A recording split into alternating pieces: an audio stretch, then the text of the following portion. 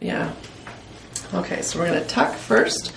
So the next one that we're going to do is the skiing snowboarding. And again, this is just a demo of what we would be doing, because our client on the table doesn't have really those issues anyways. But so you still, same as always, we just have to warm them up. So we're going to get into, now the oil's just a little bit cold, so I might wait a second before I put it on her. Again, I'm using holly oil. You okay? Mm-hmm.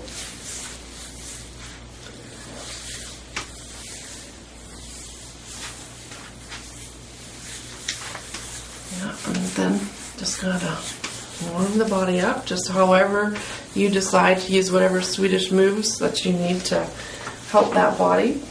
It also helps, of course, because she's getting used to me, so that her body starts to know what I'm going to do, and how warm my hands are, what pressure my hands are at.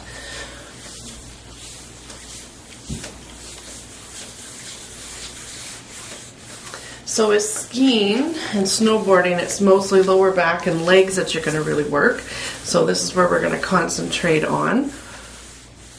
And you can tell your clients that, so that they know that it's not a full back massage or anything. But we got to warm her up.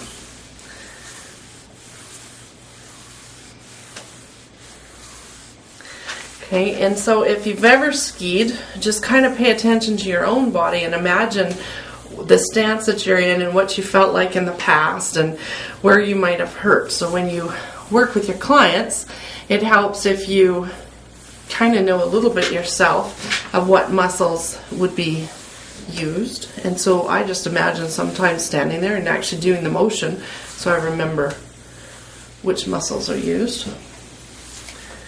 Okay, so she's just about ready. Now, why I know that she's just about ready is the coldness, she was a little bit cold down here, is starting to warm up. And the body is moving a little bit easier. So I know that she's just about ready for me to get in there with any pressure. Now, I'm just going to lower this just a little bit more so I can get right into this area. Don't forget to use your table. Okay. So now I'm going to work the muscles this way.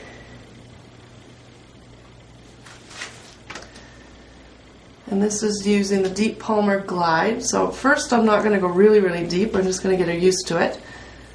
And I'm just really working on this part. Even though my hands might look like they're going up higher, the pressure isn't here. The pressure is all in here. So I'm just gliding.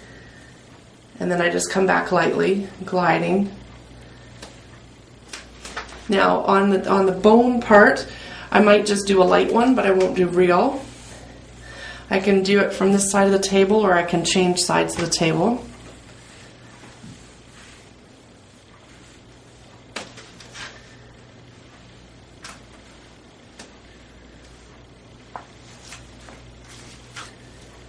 And each time I go across, I'll probably go a little deeper, a little deeper. I can get in better from one side and then just change to the other side of the table in a bit. Yeah, you're okay there. Okay. Now, depending on your client, how hard you can press. So, just so that, Kim, you can feel what real pressure I would go in. Okay, so here's my pressure. Now I'm going to have to change my position, so my body position changes a little, so I'm more over the person, so I'm leaning more on. Now the part of my hand is here that is doing the work. Okay, it's just the palm. And then when I get too close to the spine, I back off a little. Okay. And then you can do the fists. You can get your fists in there. Breathe if you need to. Okay, so it's a little deeper with your fist than it was with the palm for the person. And again, depending on your client, how deep you're going to go. let your hand go with their body. Their muscles will let you move. So don't try to force it, just allow your hand to naturally move.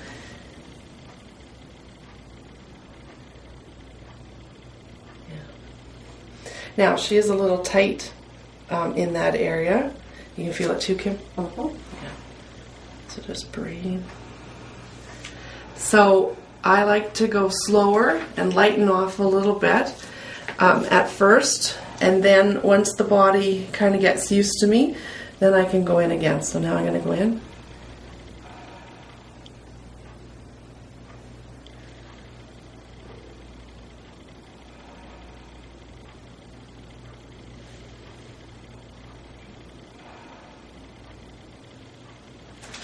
And then we can also move into our beating and pounding.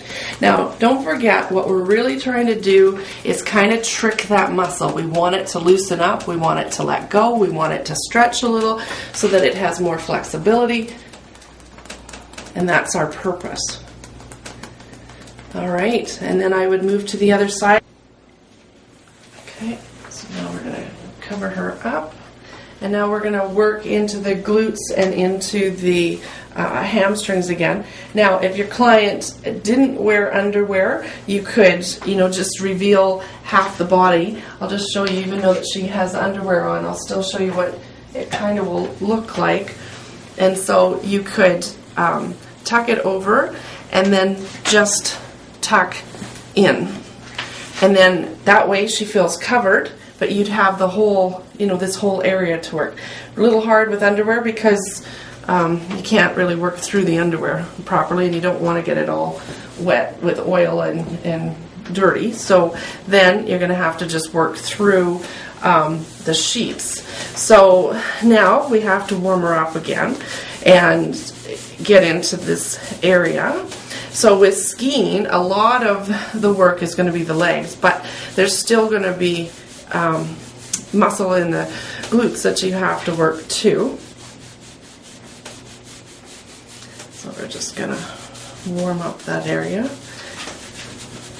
Again, you're just using any of your Swedish massage techniques that you want to get into. Nothing's saying that if your hands are getting sore that you're not allowed to use your forearms. Okay.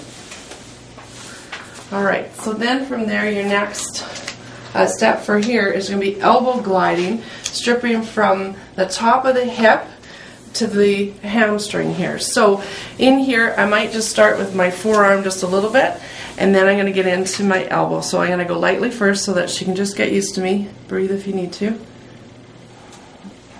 You okay there? Mm-hmm. Just lightly glide up.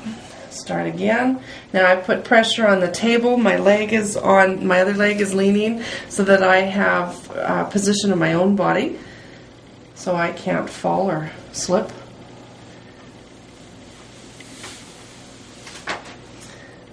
Okay. What I'm feeling when I'm going down with my elbow is just to see how that muscle's going. Hers actually is pretty good. It moves quite easily down there. Okay, so now we're getting into the back of the leg. Same sheeting that we do with Swedish.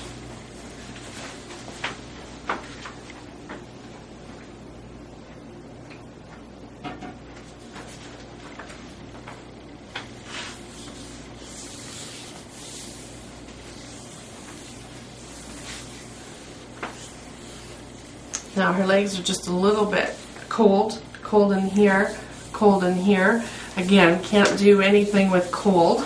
So this is where, you gotta either work the body and warm them up, or if you have your hot stones, if you know hot stone massage, you can use those, or electric heating pad and warm the area up.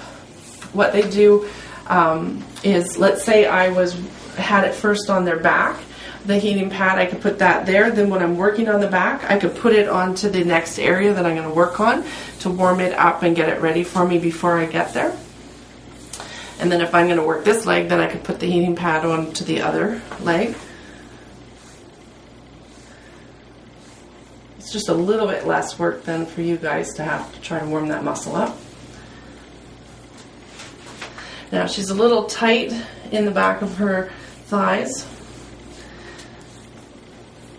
So into the different hamstring muscles there.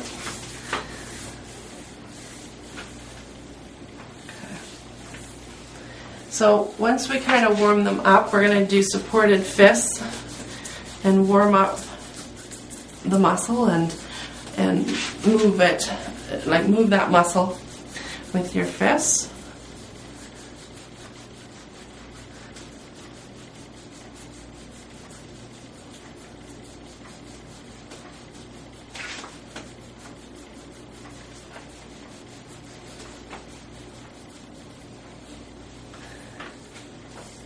Okay, and then from there we're going to do a deep palmar glide, stripping the hamstring. So again, if you have to breathe, go ahead, Kim. So I'm going to go down. Now I want my palm to be on as much of the leg as I can. Again, I'm trying to let her body move me, so I'm not really forcing it. I'm using the table to support my own body again. And now I've just moved it a little different angle.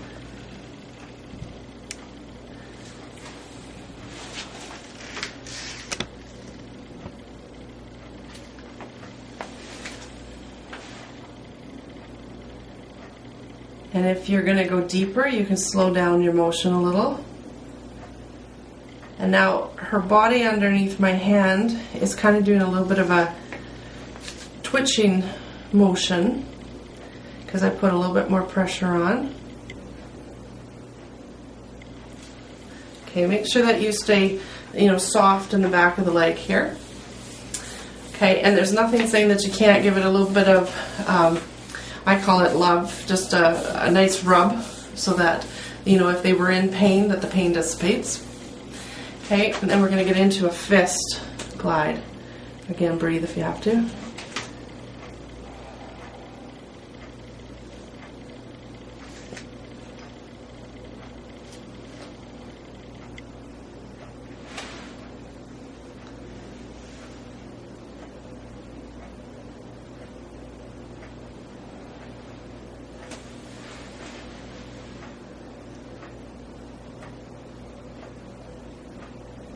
Now for skiers, their thighs would be doing a lot of the work with taking them down the hill. So this area could be very tender. Okay, and you would do this whatever times that you think. In your guys' book there, it has about 5 times for that glide, 9 times. So, but you're going to work kind of from one side to the other, and then you can come back, and then you can just finish it off with a bit of a lymphatic drainage. Okay, now we're going to move into the calf, and you're going to get into just a bit of a warm up, and then you're going to do some thumb kneading. And as soon as it's warm enough, then I can do it a little bit deeper.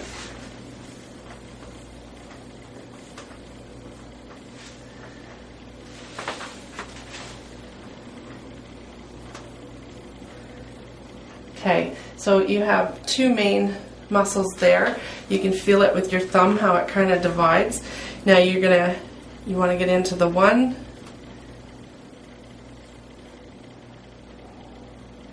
You okay? And then also into the other. Now she's a little tight in here, so just breathe.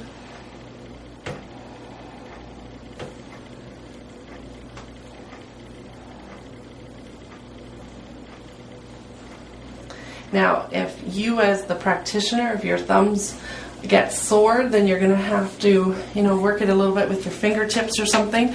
Don't hurt your thumbs. You guys have to protect your own thumbs. You can use it with more of the edge of your thumb too.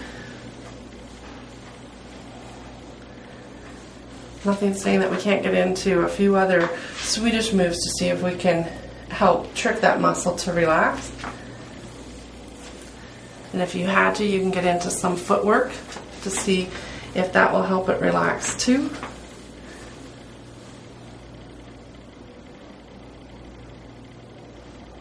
Yeah, breathe.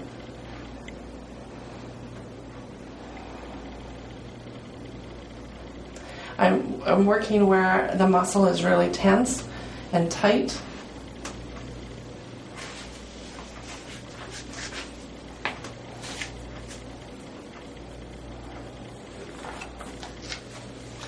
Okay, and then we're going to get into the Achilles tendon here. You're going to work it.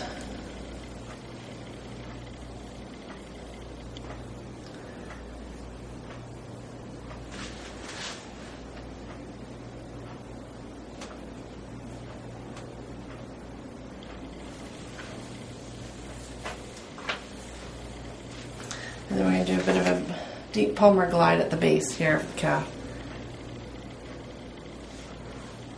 So I'm just using the heel of my hand to get in here.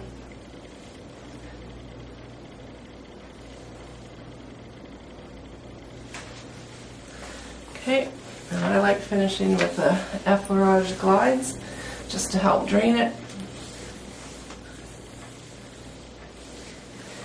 And then you would do the other side. Okay, so then just towel them and sheet them for the front, just like you do normally. And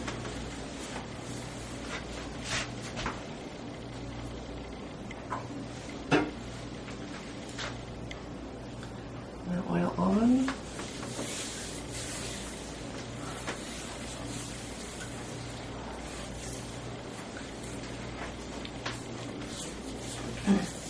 Gotta warm them up.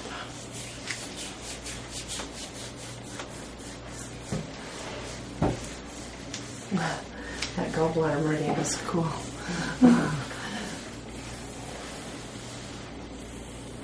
Now she's hot in here and she's cold in here.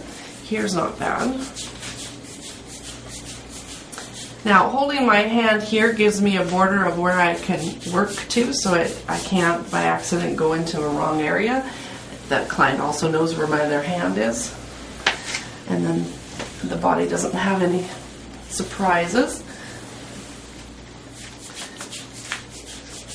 Now we're going to get into a deep palmar glide, which is doing a little bit of stripping.